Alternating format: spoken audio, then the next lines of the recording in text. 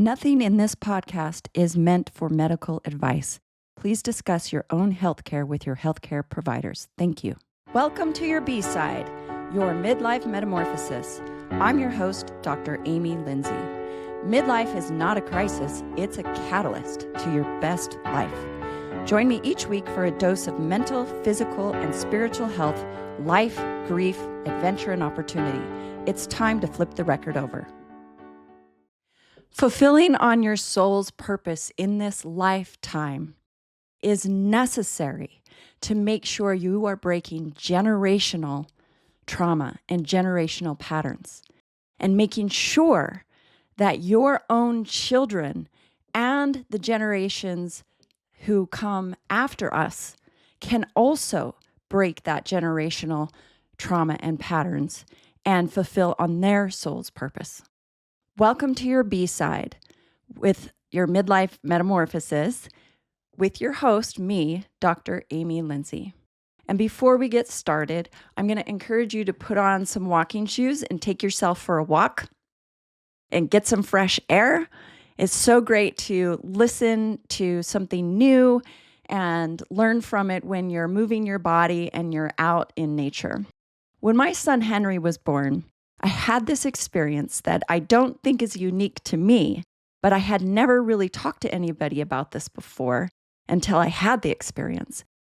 The moment he was born, it became so clear to me what a separate soul and what a separate being he was, that he wasn't mine. This wasn't my baby, that he was here on earth to fulfill a purpose. And it was such an overwhelming feeling.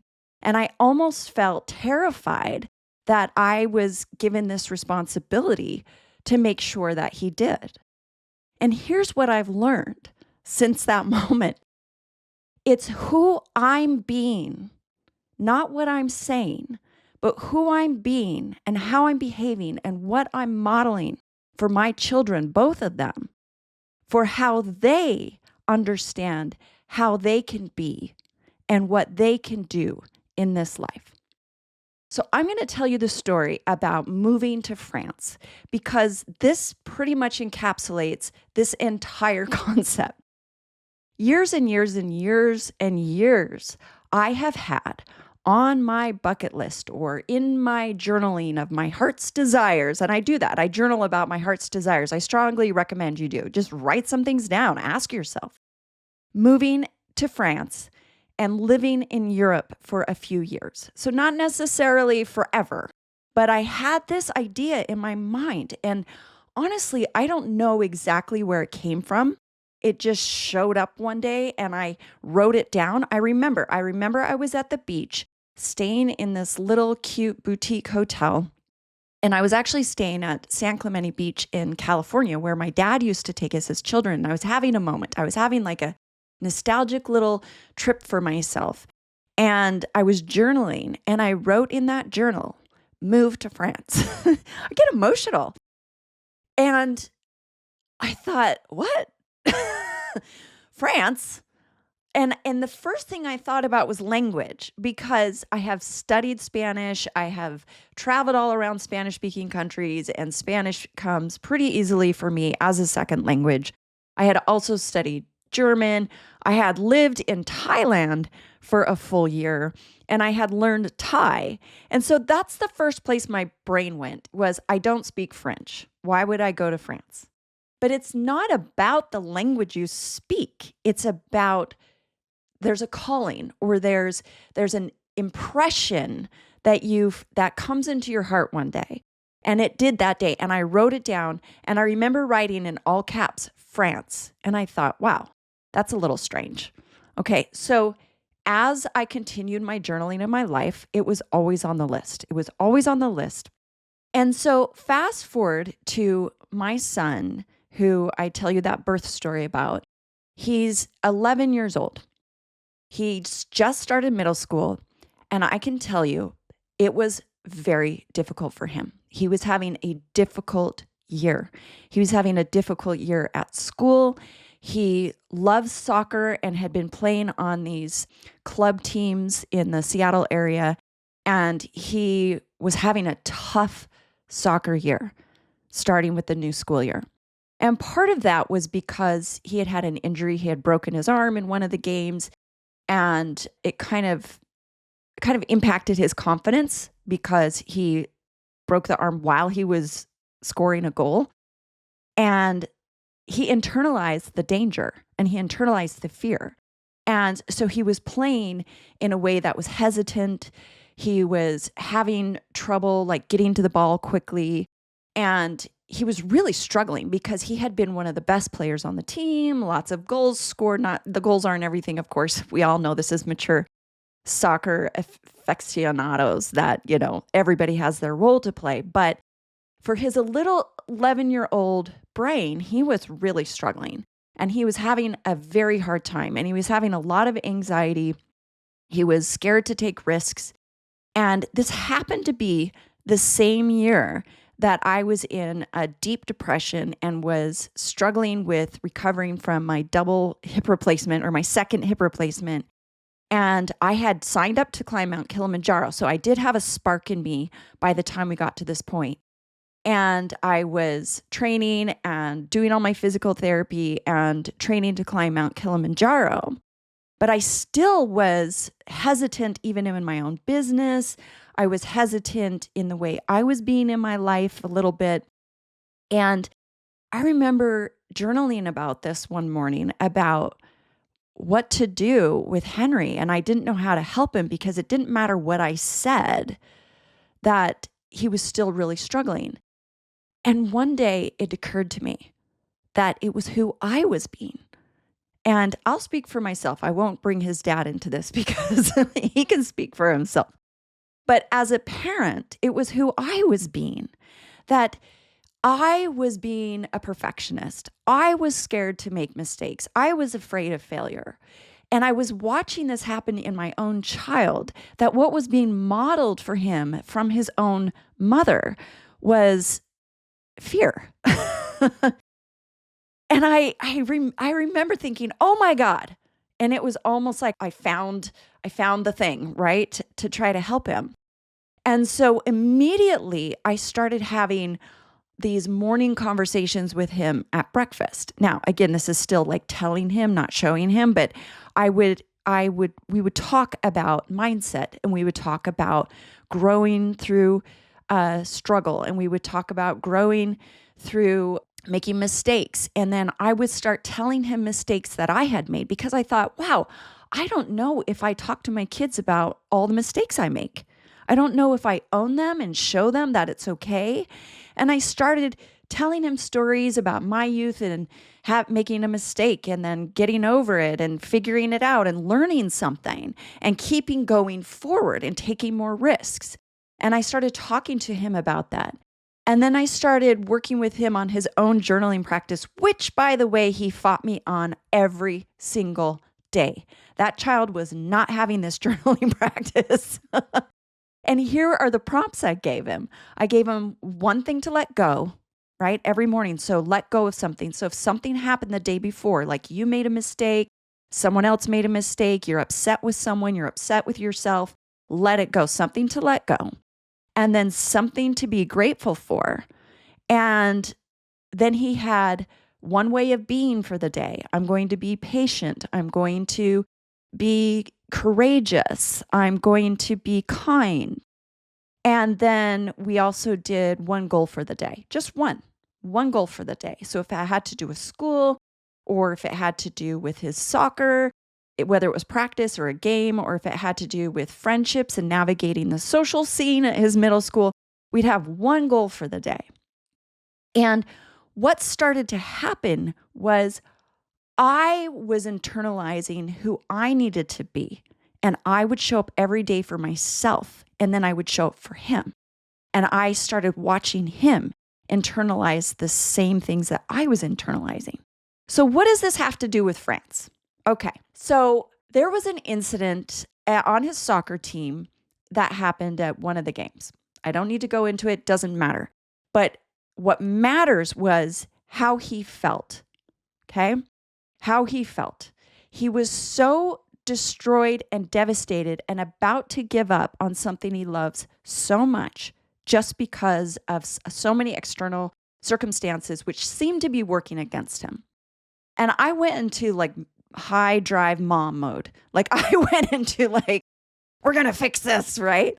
And my first instinct was to try to fix it, right? My first instinct was like, we're going to get you on another team and we're going to go trial all these other teams. And we're, like as if the external circumstance was the problem. And that, I have to admit, that was my first go-to.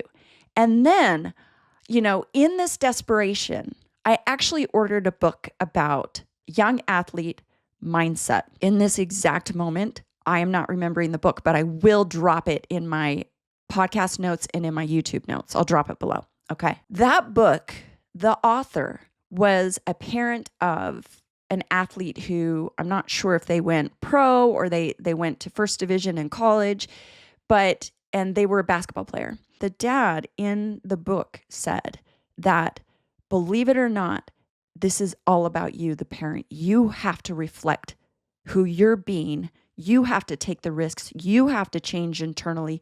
You have to show your kids. You can't just keep telling them or yelling at them from the sidelines or thinking you can fix it with different teams and different situations. And even though that can help, right? An environment can help. But the most important thing is who you're being on the inside. And I remember it validated what I kind of already knew, but hearing it from another sport parent like that and hearing it from another parent who just loved their kids so much and wanted them to love what they were doing. And so what I started doing with my kid is we started just having little mini goals about how he was being with soccer or being at school, and that he had little individual goals for himself in a practice or in a game. And a lot of it had to do with how he was responding to his external environment, how he was responding to kids being cruel to him, how he was responding to making a mistake in the middle of a game and having the other kids yell at him, how he was responding. And I started to watch this child build a resilience that makes me so emotional to this day. This child found himself. He built a resilience and a knowing deep inside of himself that A, there's nothing wrong with him, that B, that he doesn't have to be at the effect of other kids or circumstances, and that C, everything he's doing, whether it was in school or in soccer or in life, is just a learning experience and a stepping stone to the next thing. And I watched him start to believe in himself. Now, what happened next was we were at the orthodontist. Of course, middle school, orthodontist time. And his orthodontist has a child who plays pro in Europe and told us about this short-term soccer academy in Barcelona that his son had done when he was 14 and recommended it to us kind of off the cuff, like, hey, you should check this out when he's 14, right? Like when he's older. And Henry at the time was 11. And fast forward a few weeks, we were looking into what to do with Henry when my spouse and I went to Africa to climb Mount Kilimanjaro, right? So here I am fulfilling on my long-term childhood dream of climbing Mount Kilimanjaro. And because I'm doing that, I have to say, when you follow your dreams like that and you go for it, opportunities open up. And I was doing some research and I thought, wait a minute, what did that orthodontist say? What was that thing in Barcelona? And in that moment, my entire body tingled, okay? And that's how I know I'm onto something. That's how I know my intuition is like clicked in and I need to listen to my intuition. So my whole body started tingling. I thought, oh, and I looked it up. And I looked up this program that his orthodontist told us and said, kind of just said, look at it when you're 14, right? And I looked it up and it was happening. It was a 3-week program that was happening in January, exactly the same time that my spouse and I were going to Africa to climb Mount Kilimanjaro. And I thought, and I looked into it, and there was like a tutoring and a school portion of it to help him stay on track with his school. and it was a soccer academy. And lo and behold, they took athletes starting at age 12.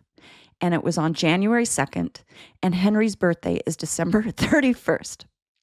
Now, then of course my intellect kicked in.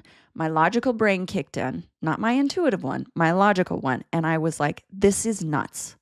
This is absolutely bonkers of an idea that I would take my child who turned 12 2 days ago, go drop him off in Spain with a bunch of strangers for 3 weeks while I go to Africa and climb a mountain. It sounded selfish. It sounded insane. And it sounded like, what am I doing? Am I a bad mom? Right?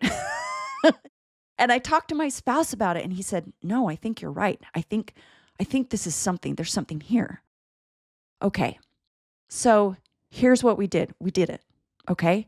Because when there's an opportunity in life like that, you grab it. You don't let your intellect kick in. Your soul is craving something. My child's soul was craving something. And I'm fulfilling on a dream, and he has a dream to play professional soccer. Now, whether that happens or not, it doesn't matter.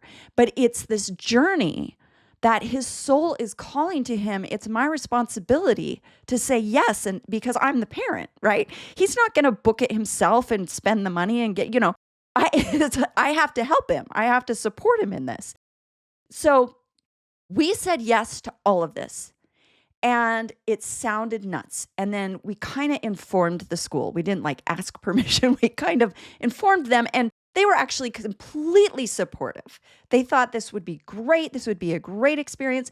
And we were so lucky that all of his teachers then catered all of their lessons remotely to him based on being in Barcelona. For his art teacher had him, visiting Gaudí places and writing about Gaudí. I mean, he was already learning Spanish in school. And so his Spanish teacher was just elated that he would be in Barcelona and learning more Spanish. And, his English teacher had him reading a book about travel and adventure and then writing about it and journaling every day about his experiences there. And so everyone sort of came on board, which we were so grateful for. Hey, this is Dr. Amy Lindsey, your host of Welcome to Your B-Side, your Midlife Metamorphosis YouTube channel and podcast. If you want to be more involved with my B-Side community, you can join on School. That's SKOOL. You can join my school community. Look me up, Dr. Amy Lindsey, Welcome to Your B-Side, and request to join. And then here's what happened next. And I've said this in another podcast, but in case you missed it, I not only summited Kilimanjaro, which was a childhood dream, which I had to work so hard for after having 2 hip replacements. And then we come back to Barcelona, and here is Henry just playing more confident than I've ever seen him play. The coaches and the staff and the other kids there are just nothing but positive. They're all about the joy of the game. We got nothing but compliments about Henry. He was happy. And all I could think of was, I just want him to feel that joy and something he loves so much. And he hadn't been feeling it for so long. But it started with who we were being, building that resilience and continuing to learn how to trust ourselves and to keep going, even in the face of adversity. Now, while all this was going on, an opportunity showed up in France at an academy in France. It's PSG, Paris Saint-Germain Academy in France. There was an opportunity for Henry to come do a trial there, and we were already in Spain. So we changed, our flights. My spouse had to go home and go to work, and Henry and I got on a train, and we went to France. And we let the school know, oops, sorry, we're going to be one more week in France. And when he trialed in France, I watched a couple of the practices there, and it was like watching a fish in water. He just fit into that team and to that vibe like a glove. It was so beautiful to see. And not to say it was easy, but it was exactly, it was like he manifested that moment. And when we got home, and it was about 3 days later, we got the call that he had been invited to come join the team and join the academy. And the coaching staff was actually giddy that they were saying, they were complimenting Henry in a way. They said, at his age, what is often rewarded is aggression and power on the ball.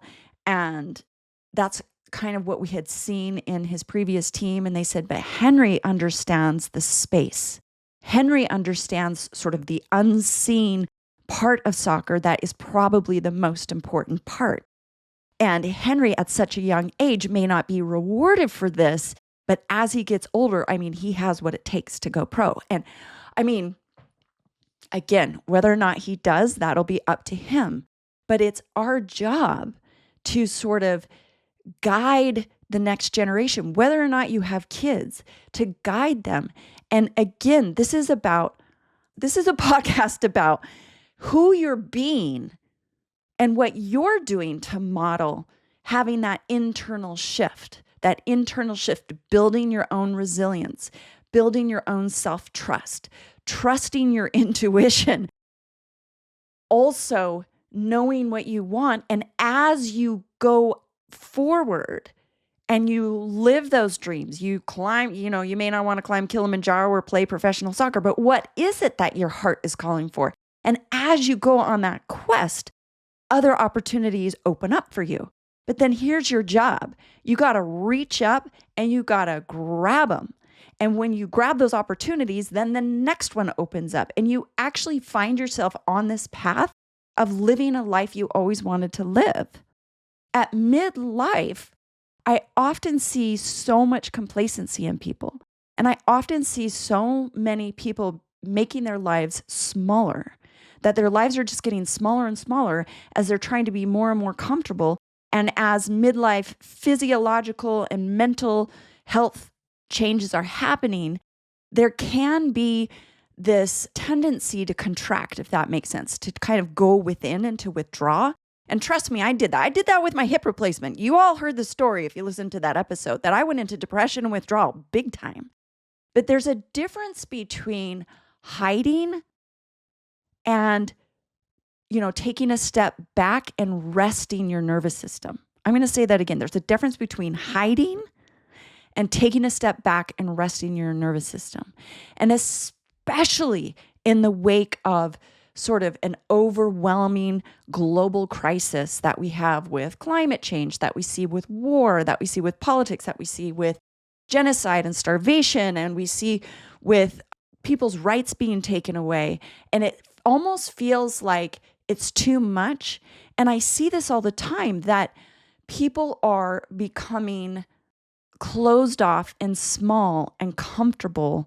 And they even feel scared to live their dreams and to go after it, almost because it feels selfish, right? Remember when I said, when I was thinking about Kilimanjaro and dropping my kid off in Barcelona, that seemed selfish. But I'm here to tell you, when we are out there building our own resilience and going after our dreams and building joy and building peace and building self-trust and following on our soul's purpose, we are breaking generational cycles. We are breaking some of these traumatic cycles of the past. And it's a lot of these traumatic cycles that are repeating themselves globally. So how do we support the world? It starts with each and every one of us. And that the next generation and our own children, it is our duty to fulfill on our own soul's purpose, to help them fill on their soul's purpose. And when we have that kind of internal strength and that internal conviction, we can help our communities. We can then reach out to that next level, and we are available, and we have the strength, we have the will, we have the resources, we have the expansion and the knowledge and the courage that we can then reach that next point of helping our own communities and, by effect, helping the global community. So here's my call, is that you go after your soul's purpose and you model it so that your own children and the next generation knows that they can do that too. So clearly we said yes to this opportunity. And not only is my child now living out a dream of his and building that confidence and more resilience and skill and having the time of his life playing soccer, or rather football, right, over here in Europe. He's playing teams in Switzerland. He's playing teams in Paris. He's playing teams all over France. He'll be playing in the MIC tournament, which is the Mediterranean International Cup. It's like the biggest, it's almost like a World Cup for youth. He'll be playing in that against teams from all over the Mediterranean and the world. He's like really living out this dream. And when I wrote that France in all caps in my journal at San Clemente Beach on my little vacation, I am living here in France. And before I go, I just want to say this last thing, that wherever you go, there you are. So now that we're here, we've arrived at this one point in our journey of this dream that me and my son each had. But now the challenge is, do we squander this opportunity, right? Or do we keep on that path of growth? Because yes, it's been amazing and incredible, and it's been so difficult. And me and my son talk about this all the time, how many challenges we're both having, and yet how much we're both growing. And we just keep going, because wherever you go, there you are, right? So, moving to France didn't just fix everything.